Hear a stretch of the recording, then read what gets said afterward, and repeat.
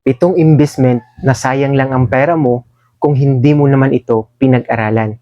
Una, investment na pinapangakuan ka ng guaranteed malaking kita. Red flag agad. Pangalawa, negosyong hindi mo naintindihan. Huwag maglabas ng pera dahil lang uso. Pangatlo, crypto o stock na puro hype lang ang basihan. Pang-apat, insurance na kinuha mo nang hindi mo naman alam ang coverage at purpose. Panglima, property na binili mo pero wala namang malinaw na plano kung paano kikita. Pang-anim, franchise na hindi mo sinuri ang tunay na gastos at market. At pang-pito, investment sa taong hindi transparent kung saan napupunta ang pera mo.